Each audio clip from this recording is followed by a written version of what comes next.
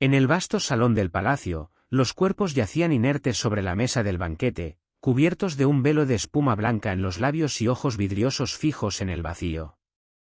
El aroma del veneno se mezclaba con el de los vinos derramados y las carnes enfriadas, un hedor dulzón y letal que impregnaba el aire como una niebla invisible. La reina, con su vestido de seda escarlata manchado de gotas de sudor, observaba desde el umbral con ojos fríos e inquebrantables. Sus manos, aún temblorosas por el esfuerzo de verter el arsénico en las copas, se aferraban a un colgante de oro que ocultaba un secreto más oscuro que la noche. Los nobles, los consejeros, el rey mismo, todos habían caído en una sola cena, víctimas de una traición calculada con la precisión de un relojero y la frialdad de una serpiente. El duque de Valdemoro yacía con su rostro hundido en el plato de perdices, sus anillos de rubí brillando macabramente bajo la luz mortecina de las antorchas. A su lado, la condesa de Almería había intentado levantarse en sus últimos momentos. Su silla volcada y su mano extendida hacia la puerta contaban la historia de una huida fallida. El rey, en la cabecera de la mesa, mantenía una expresión de sorpresa eterna grabada en sus facciones. Su corona dorada había rodado hasta el suelo, manchada por el vino tinto que aún goteaba del borde de la mesa como lágrimas de sangre. Era él quien había sellado su destino apenas unas horas antes, cuando anunció públicamente su intención de repudiar a la reina para casarse con su joven amante, una dama de compañía de apenas 18 años. La reina recordaba cada palabra de esa humillación: ya no eres la mujer que necesito a mi lado. Las carcajadas de los cortesanos aún resonaban en sus oídos como campanas de muerte. Pero ella había sonreído, había inclinado la cabeza con gracia fingida, y había murmurado las palabras que esperaban escuchar, como desee su majestad. Nadie sospechó que esa misma noche, mientras los invitados se preparaban para el banquete de despedida en su honor, ella había visitado los aposentos del boticario real. El viejo alquimista, ciego por la avaricia y las monedas de oro que la reina dejó caer en sus palmas arrugadas, le había proporcionado la dosis exacta, suficiente arsénico para matar a 20 hombres, pero distribuido de tal manera que pareciera una enfermedad súbita. Días después, la noticia se anunció como una epidemia repentina, sin mención al verdadero motivo. La reina había sido humillada, traicionada por el rey y su corte, y eligió la venganza sobre la sumisión. Los heraldos corrieron por todo el reino proclamando la tragedia que había azotado el palacio, una misteriosa plaga que había arrebatado la vida de la nobleza en una sola noche. La nueva viuda, vestida de luto riguroso, lloró lágrimas de cocodrilo en el funeral masivo. Nadie cuestionó su dolor, nadie sospechó de la mujer que ahora controlaba el reino como regente. El colgante de oro que siempre llevaba al cuello guardaba un compartimiento secreto donde aún quedaban restos del polvo blanco, un recordatorio de lo que era capaz de hacer cuando la subestimaban. Hoy, pocos se atreven a contar lo que realmente sucedió en esa sala opulenta, pero la verdad sobre la reina que envenenó a toda una corte por amor propio herido debe ser revelada. Los cronistas oficiales escribieron sobre una tragedia, pero la realidad fue mucho más siniestra. Una mujer despreciada que convirtió un banquete en un campo de batalla, donde el arma elegida no fue la espada, sino el veneno servido en copas de plata. Antes de convertirse en la monarca que inspiraría terror y silencio en las cortes de la península ibérica, ella era vista como una promesa divina. Coronada joven, a solo 18 años, la reina era descrita por los cronistas como una mujer de belleza severa, cabello oscuro y espeso como el de una caballera castellana, mirada penetrante, porte noble y una mandíbula firme como la piedra de las fortalezas que construyó. En su juventud, galopaba por las llanuras con un vigor casi mítico, ganando torneos, liderando campañas militares y siendo aclamada por el pueblo como la leona de Dios. Los campos de batalla eran su segundo hogar. Montada en su corcel negro, Tormenta, dirigía las cargas con una ferocidad que helaba la sangre de sus enemigos. Sus soldados la seguían no solo por lealtad, sino por una devoción que rozaba lo religioso. Había algo en la forma en que blandía su espada, en cómo sus órdenes cortaban el aire como cuchillas afiladas, que transformaba a hombres ordinarios en guerreros legendarios. De hecho, Decían que su presencia bastaba para silenciar a los enemigos y hacer que sus soldados marcharan a la muerte con sonrisas en los labios. La batalla de Piedraluna quedó grabada en la memoria colectiva como el momento en que la joven soberana demostró que no era solo una heredera, sino una conquistadora. Enfrentada a una coalición de 3 reinos vecinos, superada en número 3-1, la reina había rechazado todas las propuestas de rendición. «Prefiero morir como reina que vivir como vasalla», fueron sus palabras, inmortalizadas en mármol en el gran salón del palacio. Esa noche, bajo una luna de sangre, lideró una carga nocturna que quebró las líneas enemigas y convirtió una derrota inevitable en una victoria aplastante. Un embajador florentino escribió una vez: «Nunca he visto a una princesa que llevara la autoridad de manera tan natural, no gobernaba, ella era el gobierno mismo». Sus palabras resonaron por las cortes europeas, donde los monarcas más poderosos comenzaron a considerarla no como una aliada potencial, sino como una amenaza real. Era una mujer que no necesitaba consejeros porque su mente era un laberinto de estratagemas. No requería generales porque ella misma era el arte de la guerra personificado. Se casó con un príncipe extranjero para consolidar alianzas, pero todos sabían que el verdadero amor de la reina era la corona. El príncipe Alejandro de Nápoles era todo lo que se esperaba de un consorte real, apuesto, culto, de noble linaje, pero desde el primer día quedó claro quién llevaba las riendas del poder. Él firmaba los documentos que ella redactaba, asistía a las ceremonias donde ella brillaba, y dormía en un lecho donde ella decidía cuándo y cómo se acercaba. Las paredes del palacio estaban adornadas con tapices que representaban sus victorias. Los artistas eran pagados en oro para inmortalizar su imagen. Los monjes copiaban sus palabras como si fueran decretos sagrados. El gran salón, ese mismo donde años después yacerían los cuerpos envenenados, había sido testigo de su apogeo. Allí había recibido a embajadores que temblaban ante su presencia, había dictado sentencias que cambiaron el destino de familias enteras, había celebrado triunfos que expandieron las fronteras del reino más allá de lo que cualquier predecesor había soñado. La corte era el centro de un mundo en transformación, tratados firmados con la tinta aún fresca de sus decisiones, casas nobles unificadas bajo su férrea diplomacia, ciudades floreciendo bajo su mano de hierro envuelta en un guante de terciopelo. Los mercaderes hablaban de la Edad Dorada de la Leona, un periodo donde el comercio floreció, las artes alcanzaron alturas sublimes, y la justicia, aunque severa, era implacable e imparcial. Ninguna decisión se tomaba sin su aprobación, ningún matrimonio entre casas rivales se sellaba sin su sello. El duque de Valdemoro, que décadas después moriría con el rostro hundido en un plato de perdices, había sido elevado a su posición por una palabra suya.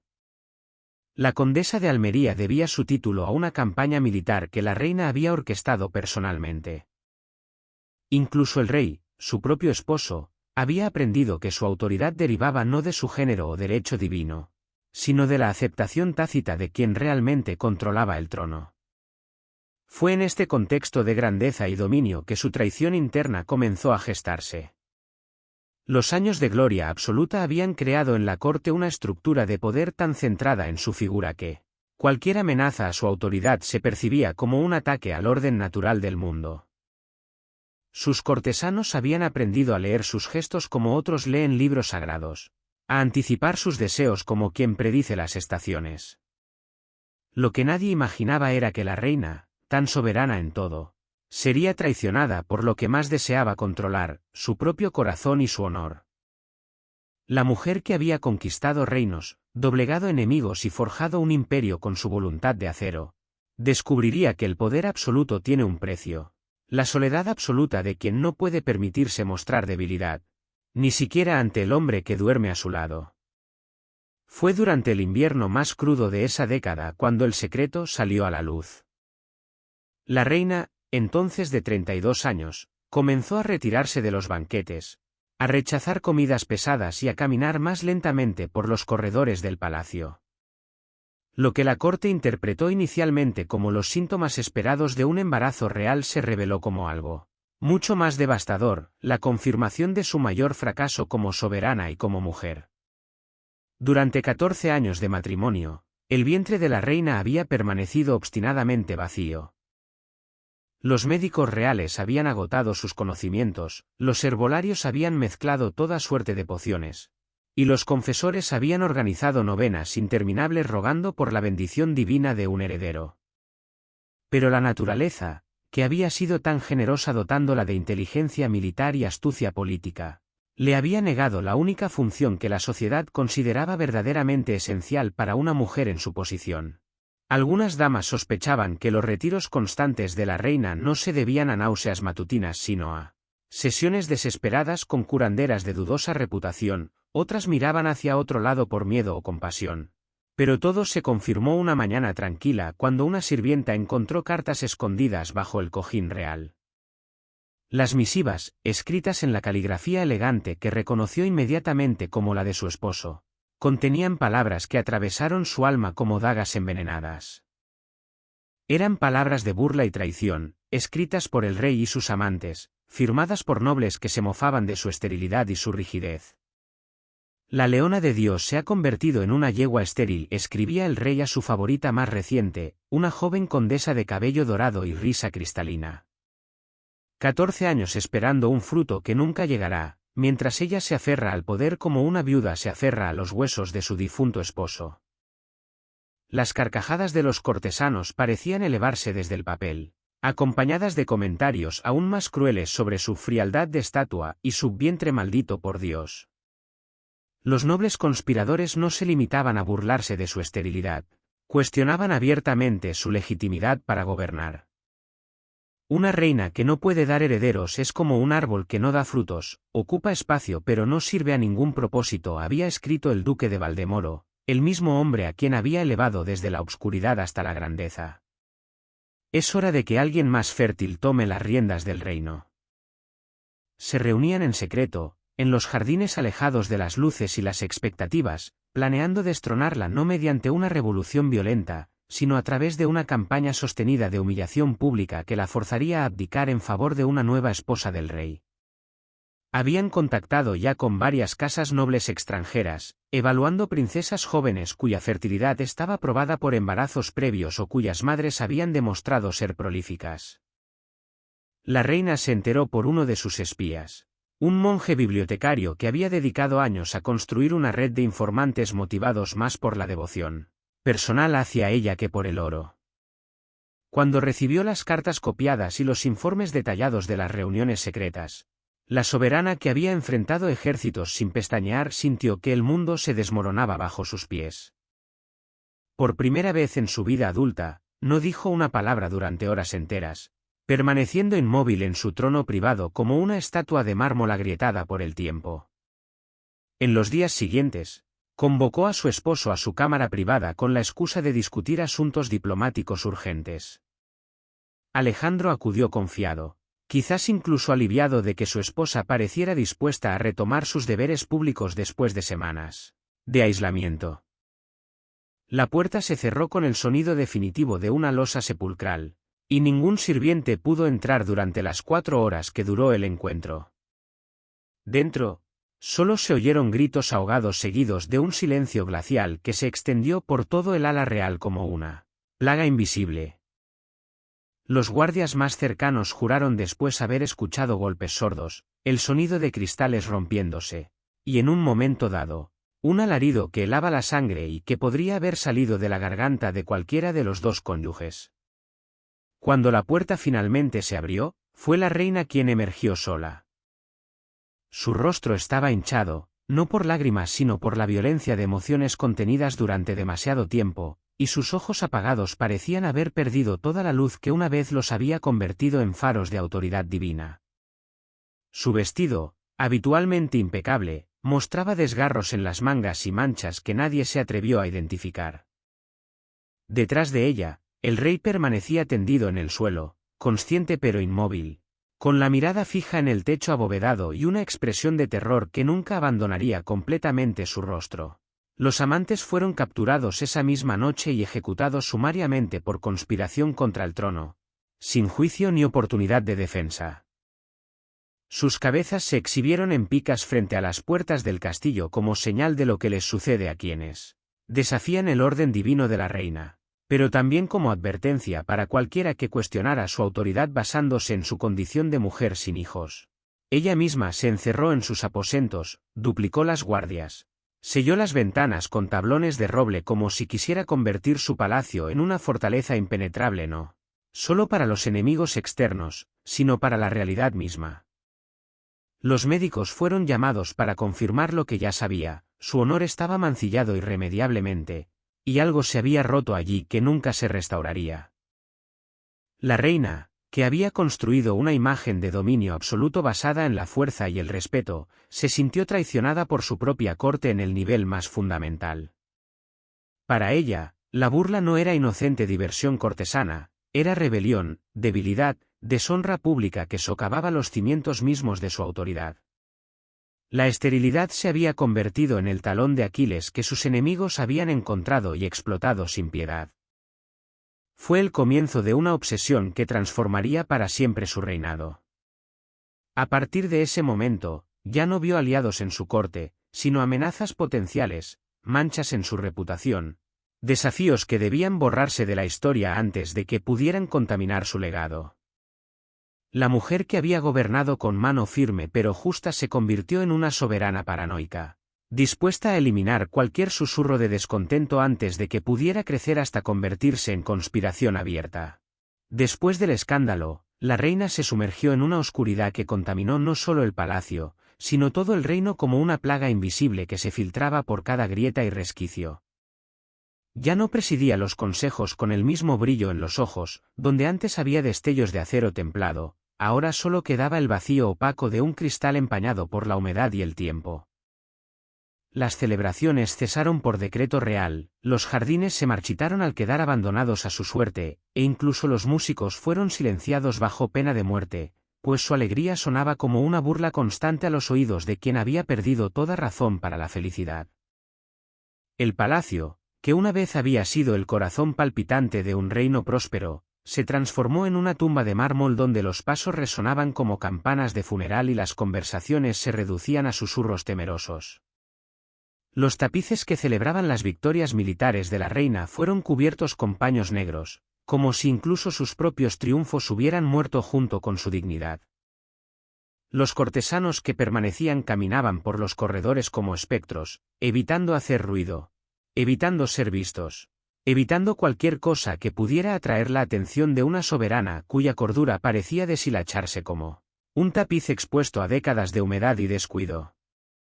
Pasaba horas encerrada en su cámara, murmurando oraciones confusas entre sorbos de vino agrio y puñados de pan empapado en vinagre, una combinación que habría resultado repulsiva para cualquier paladar normal pero que ella consumía con la desesperación de quien busca en los sabores amargos un castigo que iguale su dolor interno.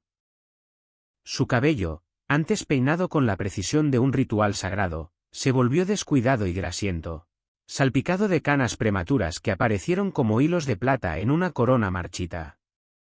Sus ropas, antes majestuosas túnicas que susurraban poder con cada pliegue, se convirtieron en harapos empapados en sudor y manchados por derrames de comida y bebida. Comenzó a engordar rápidamente, como si quisiera construir una fortaleza de carne alrededor de su alma herida. Su rostro se hinchó hasta convertirse en una máscara grotesca de quien había sido, y sus ojos se ocultaron bajo párpados pesados que parecían cortinas cerradas para ocultar el espectáculo de su desesperación. Se decía que consumía más de 6,000 calorías al día entre jamones curados que arrancaba con los dedos, quesos enteros que devoraba sin cortar, pasteles elaborados que engullía sin saborear, y litros de cerveza tibia que bebía directamente de las jarras como una campesina en una taberna. Pero nada la satisfacía, porque el hambre que la consumía no era física sino espiritual, un vacío que ninguna cantidad de comida podría llenar. El hambre que la devoraba era diferente, era el apetito voraz de la venganza, que crecía con cada bocado y se intensificaba con cada trago. Durante las noches de insomnio, planeaba en secreto con la meticulosidad de un general preparando una campaña decisiva. Recolectaba venenos de alquimistas leales que llegaban encapuchados a través de pasadizos secretos, hombres desesperados cuya lealtad se compraba no con oro sino con la promesa de supervivencia en el nuevo orden que ella imaginaba crear. Probaba dosis letales en ratas capturadas en las mazmorras, observando con fascinación científica cómo los roedores convulsionaban y morían, tomando notas detalladas sobre tiempos de reacción, síntomas visibles, y la cantidad exacta necesaria para que una muerte pareciera natural. Sus aposentos se convirtieron en un laboratorio macabro donde frascos de cristal llenos de polvos blancos y líquidos transparentes se alineaban como soldados esperando órdenes de batalla. Los nobles que aún permanecían en la corte caminaban en silencio, evitando las zonas del palacio donde sabían que ella podría estar. Los más cercanos susurraban que la reina había comenzado a escuchar voces de la Virgen María durante sus oraciones, visiones en las que la Madre de Cristo le revelaba que la corte entera era un nido de serpientes enviado por él, demonio para destruir el trono sagrado. Otros cortesanos, más escépticos pero igualmente aterrorizados, afirmaban que sus delirios la llevaban a mantener conversaciones nocturnas con el fantasma de su madre muerta, quien la visitaba en sueños para acusarla de debilidad y cobardía por no haber eliminado a sus enemigos antes de que pudieran humillarla. En cualquier caso, la obsesión la consumió por completo, transformando cada pensamiento en una pieza del gran rompecabezas de su venganza. Ordenó a los artistas que pintaran un fresco gigantesco en la pared principal de su dormitorio, una escena que mostraba a toda la corte arrodillada ante ella, suplicando perdón con lágrimas en los ojos mientras ella los observaba desde su trono con una expresión de magnanimidad divina. Era una escena que nunca había ocurrido y nunca ocurriría, pero en su mente fracturada se había convertido en un recuerdo tan real como cualquier batalla que hubiera librado. Gradualmente, los ministros más experimentados comenzaron a distanciarse, inventando excusas para ausentarse de las reuniones oficiales. Consejeros que habían servido fielmente durante décadas huyeron en secreto a reinos vecinos, llevándose solo lo que podían cargar y temiendo ejecuciones arbitrarias que sabían serían inevitables si permanecían. 2 duques de familias tradicionalmente leales desaparecieron en una semana sin dejar rastro. Algunos decían que habían huido al extranjero, otros susurraban que yacían en fosas comunes cavadas en los jardines del palacio durante las horas más oscuras de la madrugada. La torre más alta del castillo, donde la reina pasaba sus noches en vela planeando, comenzó a emitir un hedor insoportable que descendía por las escaleras como un miasma tóxico. Era una mezcla nauseabunda de excrementos humanos, moho, comida podrida, y algo más que nadie podía identificar pero que recordaba al olor de la muerte misma. El pueblo en las aldeas cercanas, cuyos campos podían verse desde las almenas del palacio, empezó a susurrar que la reina se pudría por dentro, que su alma corrupta había comenzado a manifestarse físicamente en su cuerpo. Pero el golpe final, la culminación de meses de planificación obsesiva, aún faltaba. En la 7ª luna de su preparación meticulosa, cuando ya había perfeccionado las dosis e identificado a cada uno de sus objetivos, la reina organizó una gran cena bajo el pretexto de reconciliación nacional. Las invitaciones, escritas en pergamino dorado con su caligrafía más elegante, prometían una nueva era de armonía y perdón mutuo. En sus momentos de lucidez restante, una parte diminuta de su mente gritó por ayuda, suplicando a algún poder superior que la detuviera antes de cruzar una línea que la convertiría en algo irreconocible. Pero estaba sola en su locura, y nadie vino a salvarla de sí misma. Cuando un guardia finalmente se atrevió a abrir la cámara real esa última noche, la encontró completamente vestida y preparada, con el veneno ya oculto en los pliegues de su vestido ceremonial, lista para escribir el capítulo final de su reinado con tinta de muerte. La reina fue informada por su propia voz interior de la irreversibilidad de sus planes y ordenó con una calma sobrenatural: preparen las copas de plata, la sentencia se ejecutará mañana al atardecer, cuando las sombras sean lo suficientemente largas para ocultar los pecados del mundo. Se dice que durmió en paz esa noche por primera vez en meses, con la sonrisa serena de quien finalmente había encontrado la solución perfecta a todos sus problemas. Al día siguiente, mientras el sol se ponía como una herida sangrante en el horizonte, la corte se reunió en el gran salón sin sospechar que caminaba hacia su propia ejecución. La reina sirvió el vino con una sonrisa que sus invitados interpretaron como reconciliación, pero que en realidad era la expresión de una justicia divina que ella misma había decidido impartir. El arsénico descendió por sus gargantas sin resistencia, y con él, el último rastro de luz que quedaba en el alma de ese reino se extinguió para siempre. Desde entonces, la reina ya no habló con nadie. Se sentó en silencio ante la chimenea, murmurando nombres de los muertos como un hechizo, como una culpa que ni el hierro ni la corona podían borrar. Los últimos meses de la reina fueron un sombrío desfile de dolor, delirio y silencio cómplice. Ya no caminaba con firmeza, necesitaba 2 sirvientes para levantarla de la cama. Sus piernas se hincharon, sus pies cubiertos de heridas supurantes que no sanaban. La piel, antes firme y bronceada por años de guerra, ahora se desprendía en parches amarillentos. Un médico, al examinarla, comentó que el olor que exudaba era más de tumba que de carne viva. Aún así, nadie se atrevió a pronunciar la palabra muerte. La corte fingía, seguían sirviendo cenas, anunciando cacerías, enviando mensajes diplomáticos en nombre de una reina que apenas podía levantar la cabeza. En la noche más fría de ese invierno, la reina comenzó a tener visiones. Se despertaba gritando nombres de los envenenados, juraba haberlos visto de pie al pie de su cama, con labios espumosos y ojos acusadores. Llamaba a los guardias, pedía antorchas, ordenaba sellar las puertas como si aún hubiera algo que proteger. Pero nadie la temía ya, incluso los sirvientes comenzaron a distanciarse, dejando bandejas de sopa intacta en la puerta de la cámara real.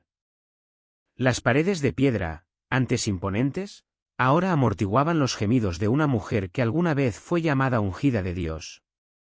Un sacerdote fue llamado para confesarla, pero la reina se negó, dijo que no necesitaba perdón, que había hecho lo que debía hacerse.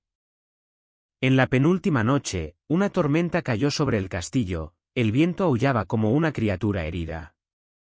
Dentro de la habitación, la reina temblaba incontrolablemente, envuelta en mantas pesadas. Susurró fragmentos de oraciones y, finalmente, una frase que quedó grabada en los oídos del único sirviente que aún se atrevía a acercarse: tomé sus vidas, pero ellos tomaron mi alma. A la mañana siguiente, la habitación estaba en silencio. La reina, pálida e inmóvil, miraba al techo con ojos vidriosos, pero el corazón aún latía, débil, vacilante, como si el cuerpo resistiera solo por orgullo. La corte, desesperada, anunció que se recuperaba, colocaron flores en la antecámara, músicos tocaron canciones suaves en los pasillos y enviaron cartas a reinos vecinos con promesas de estabilidad. Pero dentro de la habitación, no quedaba vida. Solo una mujer vaciada esperando lo único que nunca pudo controlar, su propio fin. La muerte no llegó como un trueno ni como un corte repentino de espada, llegó sigilosa, lenta, insidiosa, como el moho en la piedra antigua. En los corredores del castillo, los sirvientes caminaban en silencio absoluto, las banderas estaban pálidas, descoloridas por el viento, y los espejos habían sido cubiertos con telas negras. Era como si la morada real supiera que albergaba un cadáver viviente. En la madrugada del 4.º día de agonía, la reina exhaló su último aliento, un sonido áspero y débil, casi imperceptible, como si su cuerpo suplicara escapar de sí mismo. El sirviente más antiguo de la casa real, un hombre que la había servido desde su juventud, se acercó con cautela. Tocó su cuello, frío, sin pulso. Sus ojos estaban abiertos pero vidriosos, mirando al techo como si buscara a sus víctimas en las sombras del más allá. El olor, sin embargo, fue lo primero en delatarla. La habitación estaba impregnada de un hedor amargo, sudor podrido, heces involuntarias, heridas abiertas. Los médicos, al llegar, dudaron antes de acercarse, uno de ellos vomitó, otro, al quitar las mantas pesadas que cubrían el cuerpo, retrocedió con un gemido. El vientre estaba hinchado, los pies ennegrecidos y la piel de la reina ya comenzaba a agrietarse bajo la presión de los gases internos. Nadie sabía qué hacer. Durante 2 días mantuvieron el cadáver allí, alegando que dormía. Los sirvientes entraban y salían, cambiando cuencos de agua aromática que no ocultaban nada. Incluso los perros del castillo, alguna vez compañeros leales de la reina, se negaban a entrar en la cámara. Ladraban incesantemente, rascaban las puertas o se escondían bajo las escaleras.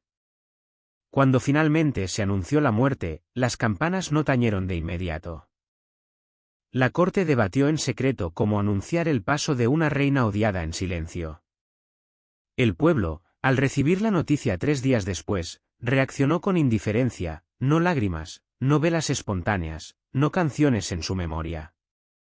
El cuerpo fue llevado a la cámara de embalsamamiento, pero estaba en un estado tan avanzado de descomposición que ni los métodos más brutales funcionaron. Los embalsamadores tuvieron que perforar el abdomen para liberar los gases acumulados. Uno de ellos se desmayó al ser alcanzado por un chorro fétido. La piel se oscureció demasiado rápido. Tuvieron que llenar la boca de la reina con resina y coserla para evitar que se abriera bajo la presión de la descomposición. Las ropas reales ya no le cabían. Sus vestiduras formales tuvieron que ser rasgadas y adaptadas para cubrir el cuerpo hinchado. La armadura ceremonial, que solía usar en procesiones, fue descartada, habría reventado como una cáscara frágil sobre la hinchazón cadavérica. El funeral se organizó apresuradamente, solo los miembros más influyentes de la corte fueron convocados, no por devoción, sino por obligación política. La catedral, alguna vez viva con trompetas e incienso, se sentía asfixiada, el aire era pesado, como si cargara el peso de todo lo no dicho en vida. Durante la ceremonia, un caballo del séquito real se negó a avanzar, relinchó fuerte. Se encabritó y tuvo que ser sujetado por 3 hombres. Incluso los animales sienten lo que el corazón humano intenta negar, murmuró uno de los monjes. El ataúd, de ébano y oro, no ocultaba la verdad que todos sabían. Dentro yacía una reina que murió pudriéndose de su propio odio. Colocaron el cetro real entre sus manos, manos que habían firmado sentencias de muerte, que habían sostenido copas envenenadas, que habían ordenado la ejecución de toda una corte. Pero lo que más llamó la atención fue el rostro, cubierto por un velo oscuro para ocultar las magulladuras de la descomposición. Durante la procesión, el paño se deslizó por un momento, revelando los ojos hundidos, los labios cosidos y la piel que ya se adhería al hueso. Uno de los soldados más jóvenes vomitó al verlo. En el camino al mausoleo real, un cuervo sobrevoló la procesión, posándose en la gárgola más alta de la torre norte. Allí permaneció inmóvil hasta que el ataúd desapareció en la oscuridad de la tumba. El epitafio, tallado apresuradamente, decía solo Regina invicta domina de Fero. Pero alguien, nunca se supo quién, rayó con una hoja delgada debajo de la inscripción, Madre de la Muerte, Reina del Vacío. Y así terminó la historia de la reina que nunca perdonó, que vivió para controlar y murió controlada por sus propios demonios, enterrada en silencio, recordada no por su gloria, sino por la crueldad que selló su fin. El tiempo, Señor de todos los tronos y tumbas, tiene el extraño poder de distorsionar recuerdos o redimirlos. Pero en el caso de la reina que envenenó a toda una corte por venganza, ni siquiera los siglos pudieron borrar el amargo sabor de su historia. Después de su muerte, el reino entró en un periodo de silencio histórico. Los archivos de la corte que contenían registros sobre la cena desaparecieron misteriosamente, los tapices con su rostro fueron retirados, ninguna oración oficial mencionaba su nombre. Era como si, después de la última pala de tierra sobre el ataúd real, el mundo decidiera enterrar no solo un cuerpo, sino una verdad. Pero las verdades enterradas siguen respirando. Con los años, los rumores persistieron en las aldeas y monasterios. Poetas bajo seudónimos contaron la historia de la mujer con el vientre de serpientes que fue traicionada por un rey loco. En canciones, se convirtió en una mártir, en obras populares, en una santa. El pueblo, tan oprimido bajo la mano de hierro de esa monarca, comenzó a recordar la cena como el verdadero acto de justicia que se perdió para que el trono permaneciera erguido, un trono que, irónicamente, nunca recuperó su fuerza anterior. Los reyes que la sucedieron intentaron restaurar la imagen de la dinastía, pero siempre con cautela, ninguno se atrevió a nombrar a una hija con el nombre de la reina envenenadora, como si su memoria llevara una maldición. Algunos consejeros afirmaban que mientras su nombre no fuera rehabilitado, el reino nunca conocería la paz. Otros temían que mencionarla resucitara heridas que nunca sanaron. Curiosamente, fue durante el siglo siguiente, con el avance de la filosofía renacentista y la teología reformista, que los eruditos comenzaron a acercarse al caso con ojos más críticos. El historiador Gregorio de Mana escribió: «La corona que castiga el amor propio con el veneno lleva el peso de su propia ruina. Una reina que teme la traición es una mujer que nunca entendió el verdadero poder». A partir de estos análisis, el reinado de esa monarca comenzó a estudiarse no como una era de fuerza, sino como un retrato de la debilidad más profunda, el miedo a perder el control ante lo humano. Lo que comenzó como una política de honor terminó como un ejemplo de paranoia y crueldad disfrazada de deber. La reina, nunca coronada con misericordia, se convirtió en un símbolo. En algunos monasterios, sus reliquias, hebras de cabello preservadas por sirvientas, pedazos de cartas ocultas, se trataban como objetos sagrados. Algunos decían que al tocar uno de esos pedazos, sentían un calor en el vientre, como si la vida tomada aún vibrara por justicia. Una vez, un campesino reportó ver a una mujer de blanco vagando por el viejo castillo, con las manos en los labios y lágrimas cayendo por su rostro. Huyó, pero registró la visión en un mural de una iglesia rural, la imagen aún está allí. Otros historiadores modernos la compararon con figuras similares en la historia: Pedro I de Castilla, conocido por su crueldad familiar, Felipe II, que vigilaba obsesivamente las vidas de sus hijas, e incluso Enrique VIII, que no dudaba en decapitar esposas por traición al trono. Todos comparten la marca del miedo, el terror a que emociones humanas, amor, deseo, independencia, escapen a la lógica fría de la monarquía. Pero entre todos estos casos, la reina de esta historia llevó algo aún más trágico. Mató lo que era suyo no por revuelta, no por rebelión armada, sino por afecto sincero herido. El crimen no fue político, fue íntimo, y quizás por eso su caída resuena tan fuerte incluso hoy. La psicología contemporánea vería en esta monarca un claro cuadro de narcisismo patológico, traumas no tratados, obsesión por el control y negación de la vulnerabilidad. Una mujer que confundió autoridad con santidad, que usó la corona como armadura contra el dolor y que, por eso mismo, terminó desnuda ante su propia conciencia. Y la corte, un grupo que osó amar o traicionar, que creyó, incluso rodeado de protocolo y vigilancia, que podía tener su propia vida, un corazón libre. Al final, fue ella quien triunfó no con espadas ni decretos, sino con la memoria. Hoy, en universidades y círculos académicos, su nombre reaparece en ensayos, estudios de género y obras de teatro. Su rostro ha sido reimaginado por artistas, uno de ellos, anónimo, esculpió una estatua en su honor. Una mujer con ojos cerrados, una copa en la mano y una lágrima cayendo suavemente por su cuello. La obra, titulada El peso de la corona, fue colocada frente a un palacio en ruinas, el mismo donde fue traicionada.